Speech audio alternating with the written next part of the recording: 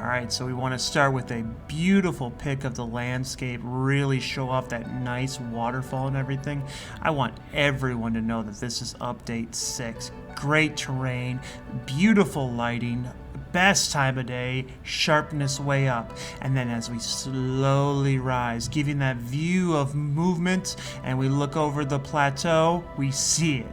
The build of a century.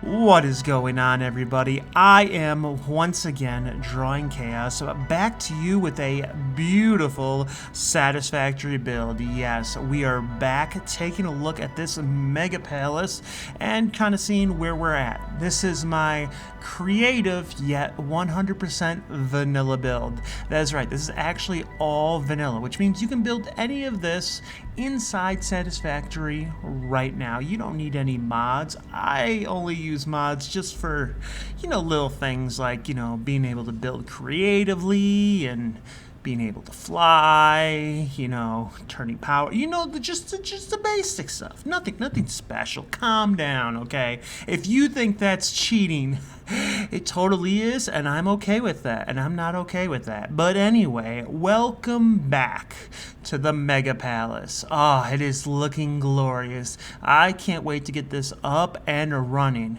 But before we do that, don't forget to leave down in a comment on what you think of the build and any expectations on where you think I'll be going with this. How much you think this is going to produce? Come on, guesses in the comments. I read and reply to every single one. Alright, time for a short recap on where we've come thus far. Currently, I have the perimeter all done, looking good. I mean, I can't even say it's done. I know I'm going to want to change something later. Nothing is truly done. Actually, let me get your opinion on this. So, take a look at this section right here.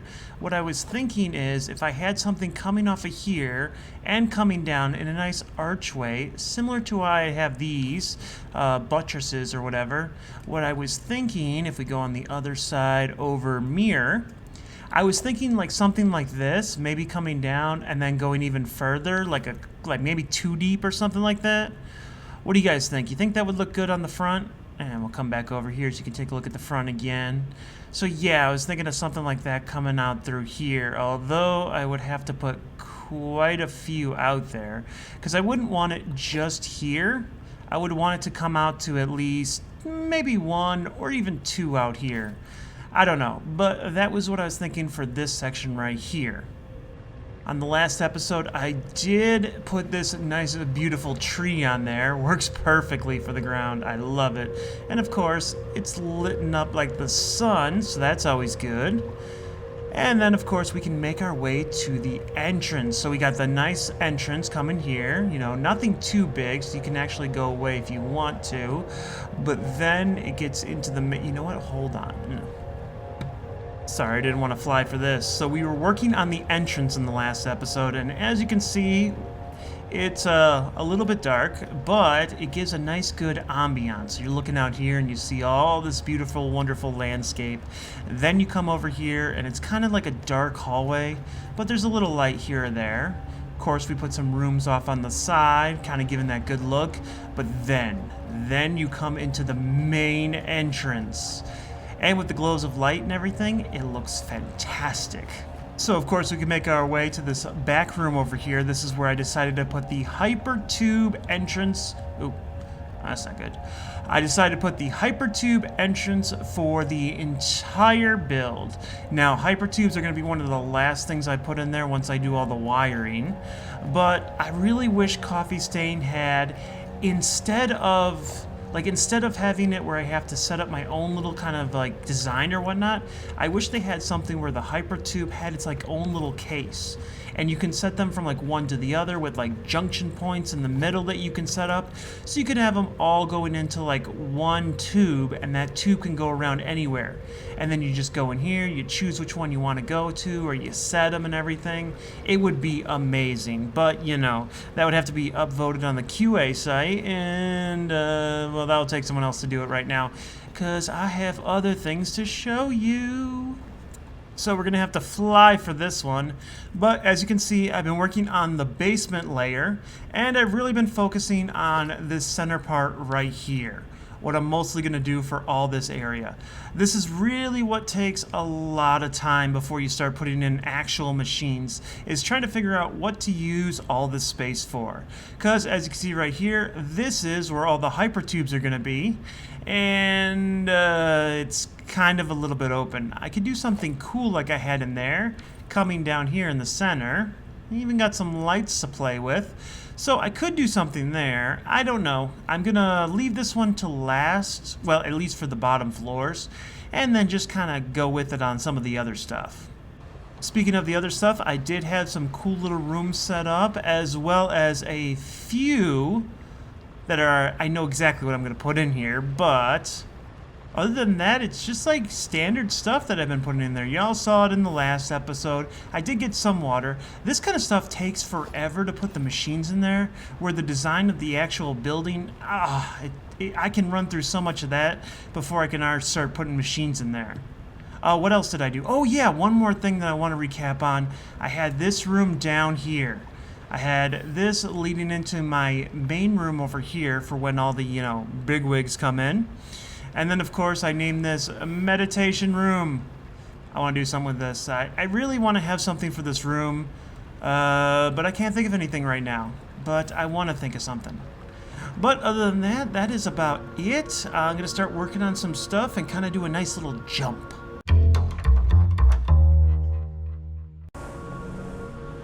Alright, here we go. Now, I really wanted a nice, beautiful shot making my way over there, because of course I did. Look at this. So now you're going to be able to drive all the way over here, and I can't wait to show you guys what I've been doing. I think I've added like an extra maybe 30, 40 hours to the build since then. But of course, we're able to just, park, get out, and then there we go. Brand new entrance. That's right.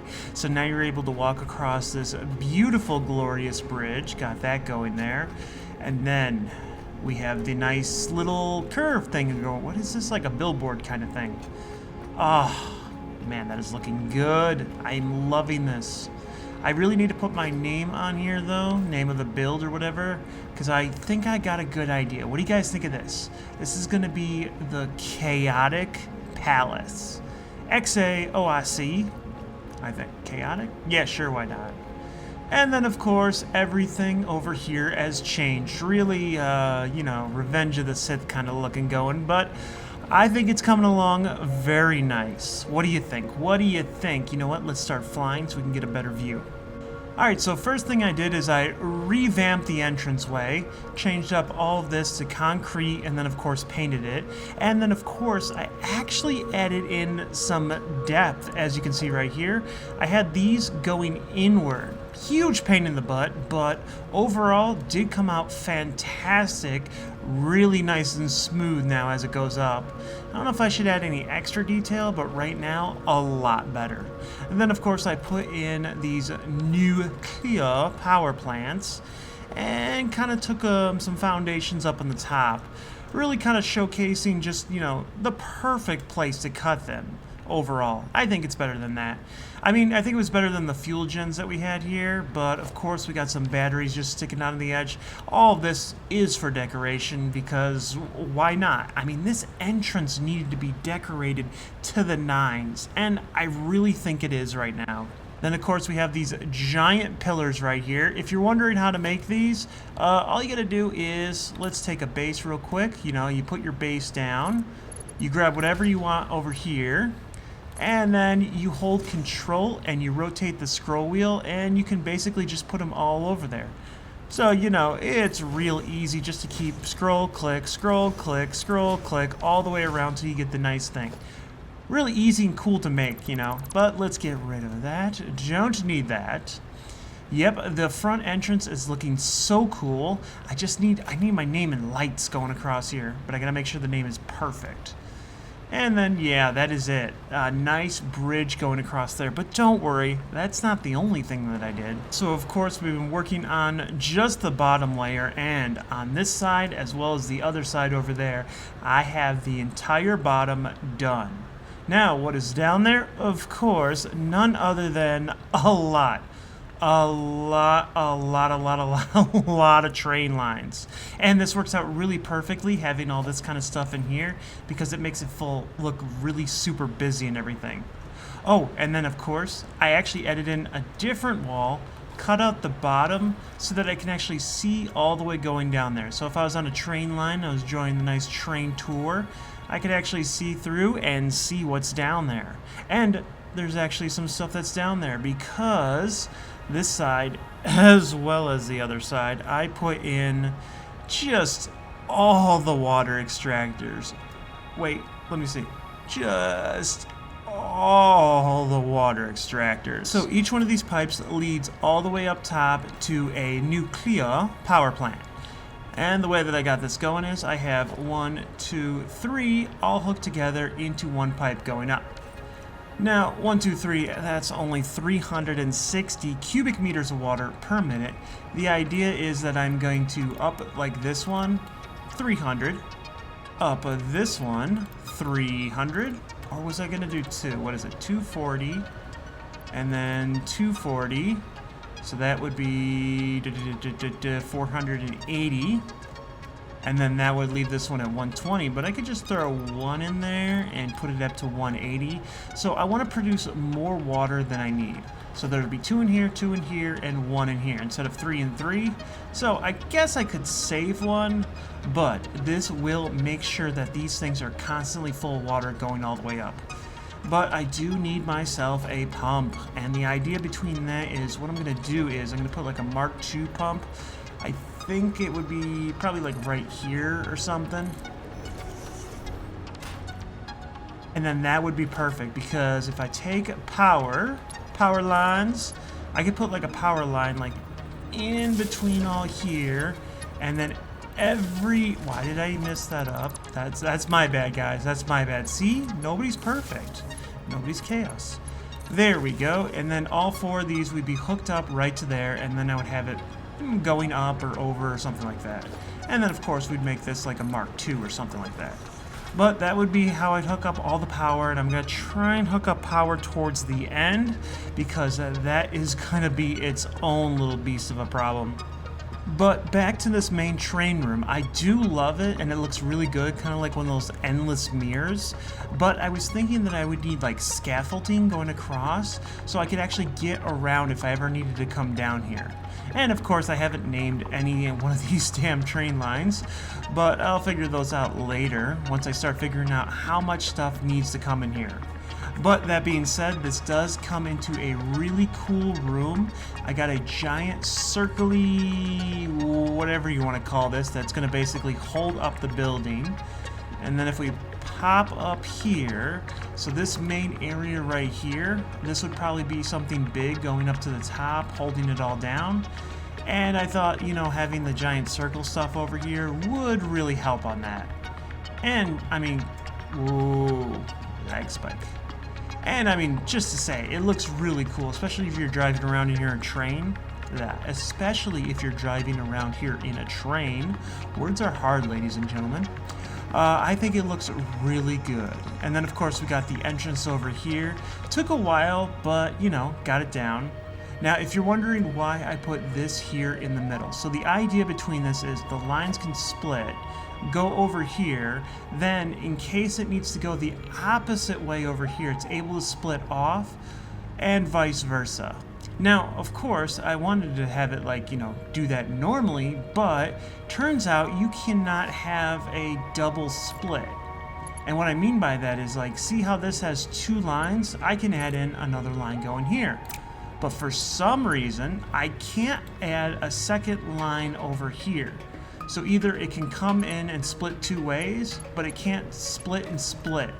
It used to be able to do that. It was really good about that, but now these days, things have changed. For the better? Well, that's up to you to decide. I think no. I would rather prefer them splitting both ways, but it may be some technical issue on why it no longer does that. But that being said, the background, bottom part, or whatever you want to call it underneath here is looking just snazzy.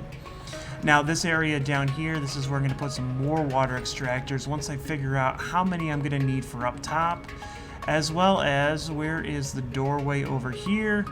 I'm going to need a ton of water extractors down here. These ones over here are kind of just for show, but I might be able to use them because it kind of looks like it's pushing water into my base. Yeah, so the idea that I have that I set up here is what I'm going to have is water extractors with the pipes coming up into this frame foundation, and then all the stuff that's going to need water going into the main part of the build is going to be over here. And obviously most of that stuff is going to be like refineries as well as blenders. So what I'm thinking is, like, if I use any, well, I'm definitely going to use the pure Caterium ingot recipe. That one is going to be a must. Although the iron and copper one, I might stick to the original thing because there's plenty of iron and copper in the world just to use. Oh God, what is it? It is in the foundry. There we go, and we'll just slide down here. These regular alloy ingots are really good because all you need is copper and iron to make copper, but this is 50 and 25, so that's 75 units to make 100. Now, sure, this thing over here can probably take, what is it, 15 and make over double. But, you know, there's plenty of iron and copper, and, I mean, just look at the space difference on that. Plus, this has to get water, and that's a pain in the butt. So I'm thinking of just keeping it with foundries. Not to mention, this thing produces 100 copper per minute, where if I have to deal with the refinery, that's 37.5. Not really worth it too much. But what else needed water that I was going to have to deal with? Oh yeah, aluminum solution, but that was going to be in the front like I showed you guys in the last video. There was another one though. I think, oh yes, diluted fuel. I'm going to need this when I make rubber and plastic, so that is going to be a big one. And I'm thinking of doing those on there. So the four corners, here, here, and then the other two over there, I think that will be perfect.